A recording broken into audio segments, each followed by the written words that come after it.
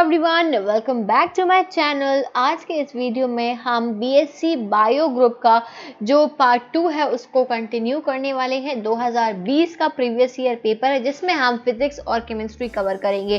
तो फिजिक्स और केमिस्ट्री जो है ये बायो और मैथ्स ग्रुप दोनों को कॉमन ही आती है, इसीलिए आप चाहे मैथ्स ग्रुप से हो या बायो ग्रुप से हो, आपके लिए ये वीडियो बहुत इंपॉर्टेंट हो जाता है। जो पार्ट 1 था उसमें मैंने ऑलरेडी बायो के क्वेश्चंस, जीके और रीजनिंग के क्वेश्चंस करा दिए हैं। तो अगर आपने अभी तक पार्ट 1 नहीं देखा है तो यहाँ आई बटन पर प्रेस करके आप वीडियो को देख लीजिए। Okay, so let's begin. सबसे पहले हम केमिस्ट्री करेंगे, उसके बाद में हम फिजिक्स पर आएंगे।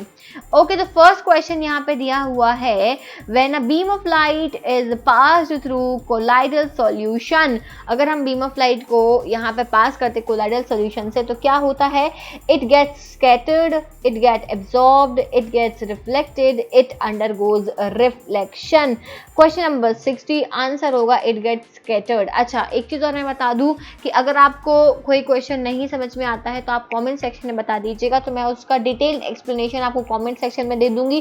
क्योंकि हम हर क्वेश्चन को अगर बहुत डिटेल में समझने लगेंगे तो काफी ज्यादा टाइम कंज्यूम हो जाएगा। मैं कोशिश करूंगी कि मैं क्वेश्चंस को थोड़ा थोड़ा समझा दूं, बट बहुत डिटेल में अगर आपको समझना है तो आप मुझे कमेंट में बताइएगा, मैं उसका डिटेल एक्सप्लेनेशन आपको वहां पे दे दूंगी। Okay, next question 59।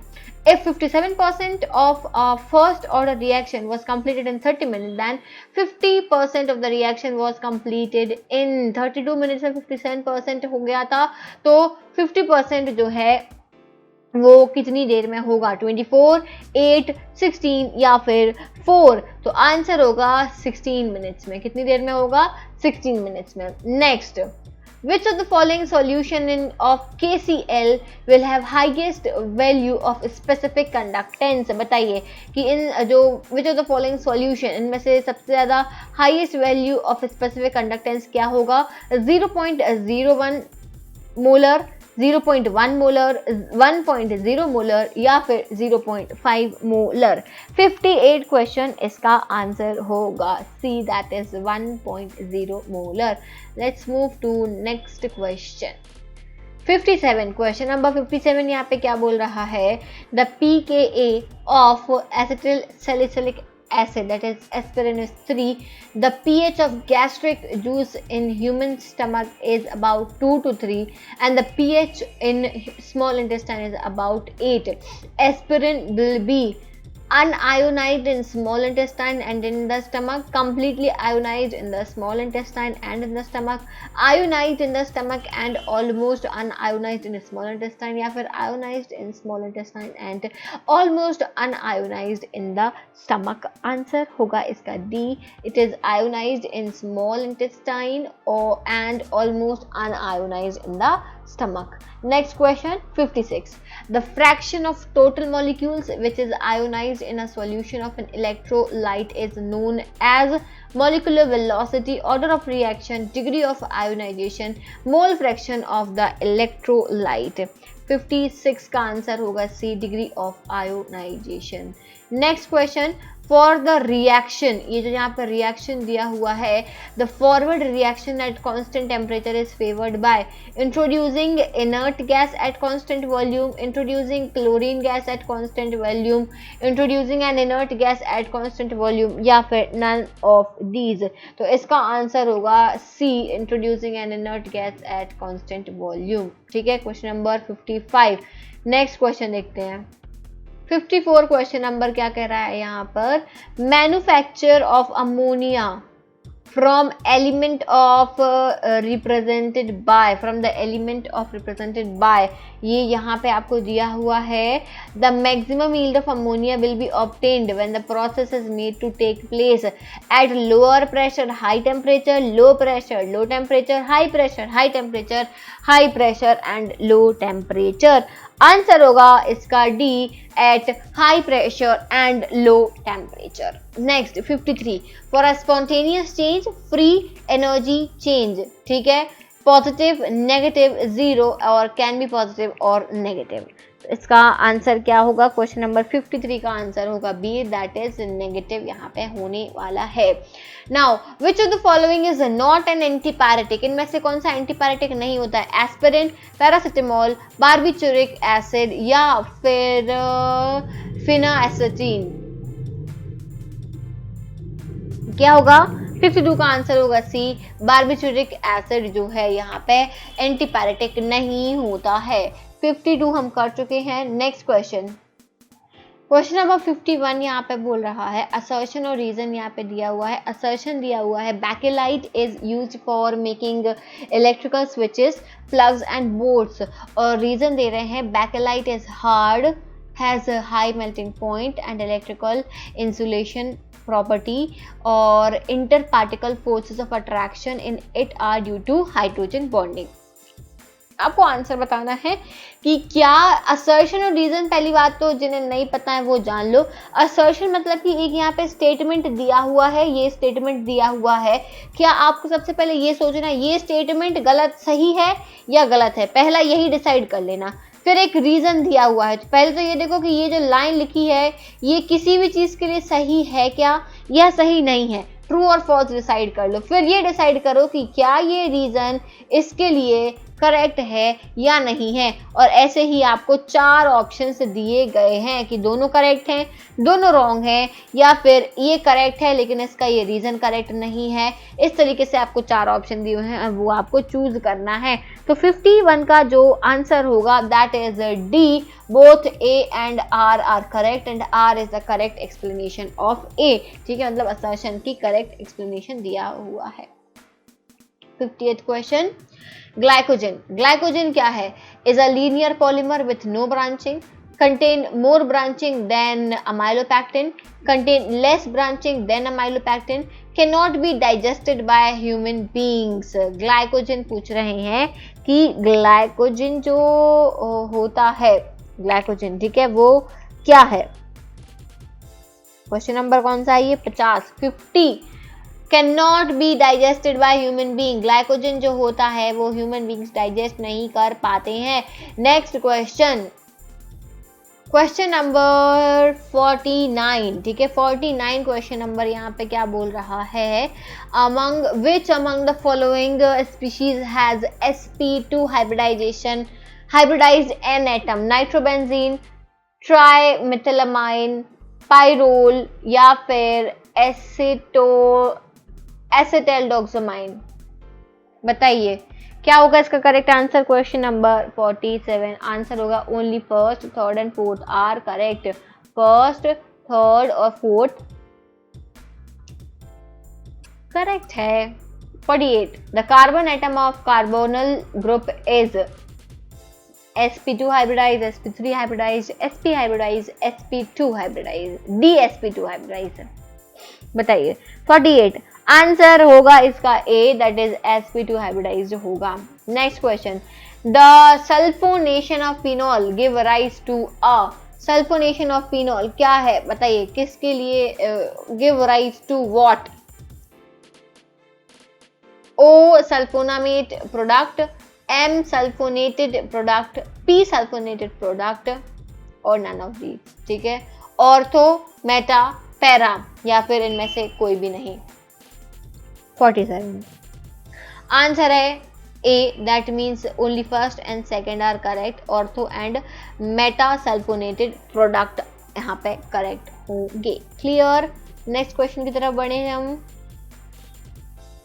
Question number 46 पे क्या दिया हुआ है? असर्शन दिया हुआ है अगेन और रीजन दिया हुआ है। असर्शन दिया रखा है nucleophilic substitution is more difficult to carry out on vinyl chloride than ethyl chloride, और रीजन दे रहे हैं that vinyl group is an electron donating group.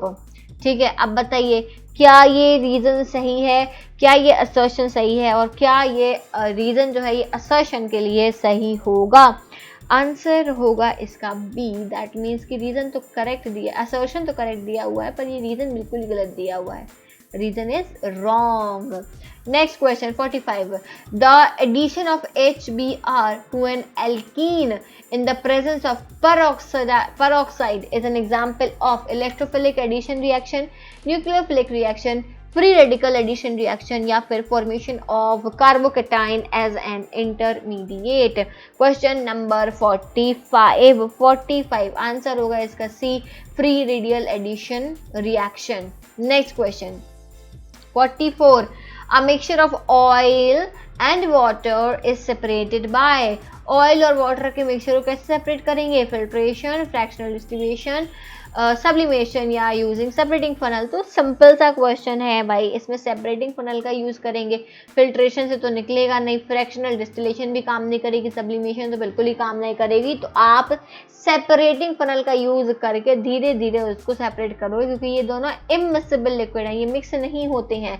ठीक है, मिक्स नहीं होते हैं ऑयल और water. Next 43 question.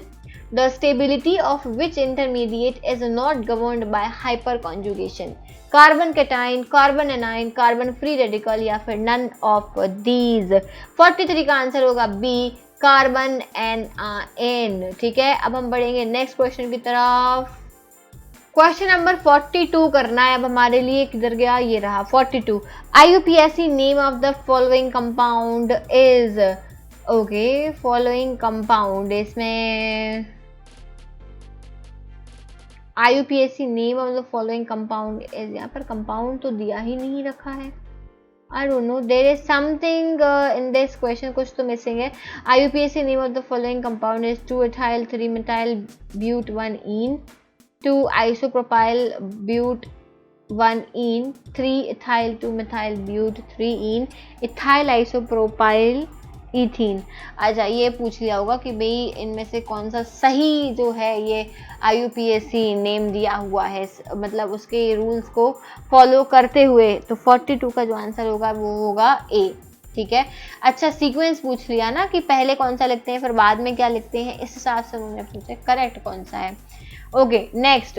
Which of the following order of relative strength of acid is correct? Correct पूछा है, स्ट्रेंथ के हिसाब से ये इनमें से कौन सा करेक्ट होगा, सबसे स्ट्रॉन्ग, लीस्ट जो है, ऐसे करके स्ट्रेंथ के हिसाब से. तो आंसर 41 का ए है. Next question 40. फिर से असर्शन और रीजन, काफ़ी इस जो 2020 का पेपर है उसमें काफ़ी सारे असर्शन और रीजन्स पूछे गए हैं. 2020 का पेपर जो है वो कहीं ना कहीं टफ आया था. ठीक है, अगर आप लोग जो है 2019 से कंपेयर करेंगे, 2019 का पेपर तो था वो थोड़ा सा इजी था, पर 2020 का जो है वो उससे टफ पेपर पूछा गया है.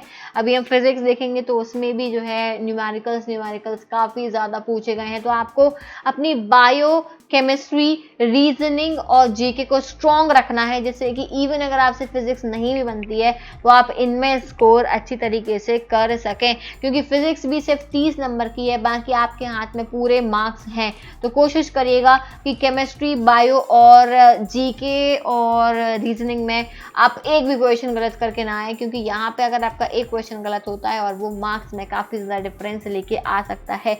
एक क्वेश्चन जो है वो आपको एडमिशन दिलाएगा, तो बहुत ध्यान से आप सॉल्व करना. असर्शन दिया हुआ है और रीजन दिया हुआ है. यहाँ पे दिया हुआ है ट्रांस, एक ये कंपाउंड दिया है that is optically inactive. Reason दिया हुआ it is an octahedral complex, ये एक ऑक्टाहेड्रल कॉम्प्लेक्स है. तो आंसर सी कि भाई दोनों जो है ये करेक्ट जरूर है, लेकिन ये इसको एक्सप्लेन नहीं कर पा रहा है. ठीक है, next 39. Ligand is an example of monodentate, एकल दंतु, बाइडेंटेट, ट्राइडेंटेट या हेक्साडेंटेट. 39 ऑप्शन होगा इसका, ये बाइडेंटेट होता है. Clear? Let's move to another question. Next question पर जाते हैं हम. क्वेश्चन नंबर 38 क्वेश्चन यहाँ पे क्या बोल रहा है? असर्शन फिर से और रीजन. देखिए, ये असर्शन रीजन सबसे ज़्यादा कंफ्यूजिंग क्वेश्चंस होते हैं, तो इनको आप बहुत अच्छे से ध्यान से पढ़ना, बिल्कुल ध्यान से, जिससे कि आप कोई भी गलती ना करो. इनमें असर्शन दिया हुआ है Lanthanides show a limited number of oxidation state, whereas actinides show a large number of oxidation state. और रीजन क्या दिया हुआ है? Energy gap between 4f 5d and 6s सब शेल्स इज स्मॉल। 38 क्वेश्चन, 38 का आंसर होगा यहाँ पे डी कि बोथ ए एंड असर्शन और रीजन करेक्ट है, और जो रीजन है वो बिल्कुल करेक्ट एक्सप्लेनेशन दिया हुआ है असर्शन का।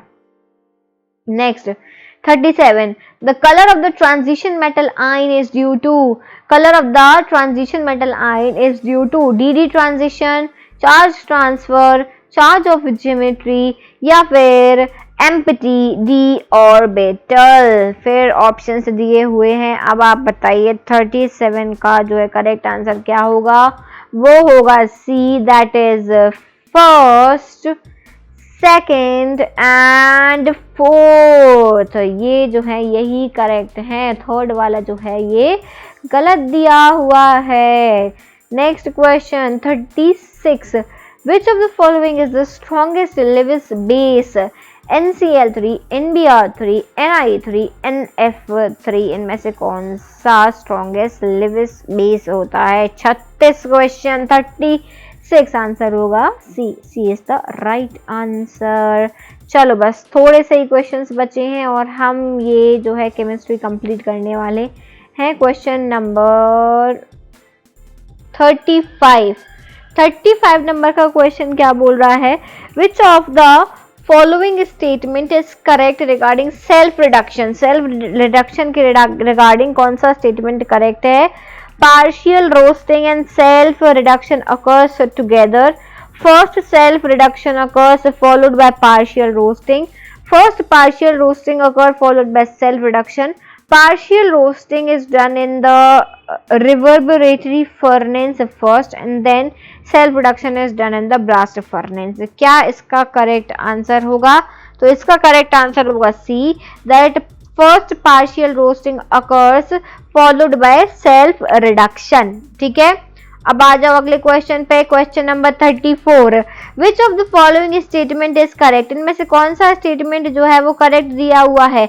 Electron affinity of SI is greater than that of carbon. BeO is amphoteric while B2O3 is acidic. Ionization energy of T1 is less than that of A1. Ionization energy of element of Cu group is less than that of respective elements of Zn group. बताइए 34 question में क्या यहाँ पे पूछा गया? Correct statement इनमें से कौन कौन से दिए हुए हैं? तो आंसर होगा ए, ओनली 1 and 4 इज करेक्ट. ठीक है, ये दोनों ही बस करेक्ट हैं. ओके गाइस, 34 बस 3 क्वेश्चंस और बचे हुए हैं केमिस्ट्री के. ठीक है, okay, so question number 33 guys, choose the incorrect order for acidic strength. इनमें से कौन सा इनकरेक्ट ऑर्डर है एसिडिक स्ट्रेंथ को लेकर? तो इनमें से जो इनकरेक्ट है वो है यहाँ पे डी. ठीक है, यहाँ पे ये वाला ऑप्शन इनकरेक्ट है. Next, different lines in Lyman series of hydrogen spectrum lies in UV IR visible, या फिर none of these. Lyman series आप सभी ने पढ़ी होगी, तो उसमें यहाँ पे different lines of Lyman series जो है हाइड्रोजन स्पेक्ट्रम में लाइमन सीरीज कहाँ लाई करती है? तो ये लाई करती है विजिबल रीजन में. कहाँ पे? विजिबल रीजन में. Next, which one of the following metal oxide is anti-ferromagnetic in nature? ये क्वेश्चन रिपीटेड है. anti-ferromagnetic in nature MnO2, TiO2, VO2 या CrO2. क्वेश्चन नंबर 31, इसका आंसर है TiO2. ठीक है, तो हम एक्चुअली में इस वीडियो को यहीं पर खत्म कर रहे हैं क्योंकि फिर ये बहुत लंबा वीडियो हो रहा है. जो फिजिक्स का पोर्शन है, अगर आप लोग सॉल्व करना चाहते हो तो please let me know in the comment section. अगर आप सभी लोग कमेंट्स में बोलोगे कि आपको फिजिक्स के भी 30 क्वेश्चन जो है वो सॉल्व करने हैं, देन हम इसका पार्ट 3 भी लेकर आएंगे और हम उसमें फिजिक्स के पूरे क्वेश्चंस को सॉल्व करेंगे। और मैं बता दूं कि जो इस बार 2020 का पेपर आया था 2020 का, उसमें फिजिक्स में काफी सारे न्यूमेरिकल क्वेश्चंस पूछे गए थे। तो अगर आप चाहते हो कि आपको उनके सॉल्यूशंस चाहिए हैं तो आप इस वीडियो को लाइक करिए, शेयर करिए और कमेंट करके बताइए कि आपको फिजिक्स सॉल्व करनी है, तभी मैं आगे का जो फिजिक्स का पेपर है वो सॉल्व कराऊंगी। Okay, till then take care, keep supporting, और बहुत जल्दी ऐसे ही पेपर्स जो हैं वो आते रहेंगे, इसीलिए आप सभी लोग वीडियो को शेयर करना मत भूलिएगा। और यूनिवर्सिटी से जो भी लेटेस्ट अपडेट होगा वो भी आपको इसी चैनल पर मिलेगा। टेलीग्राम को ज्वाइन कर लीजिए, मैं वहाँ पे पीडीएफ्स वगैरह पेपर की और सारी चीज़ों की जो अपडेट होती है, नोटिफिकेशंस भी वहीं पर अपलोड करती रहती हूँ। Okay guys, so I will see you tomorrow in the next video. Bye bye and take care.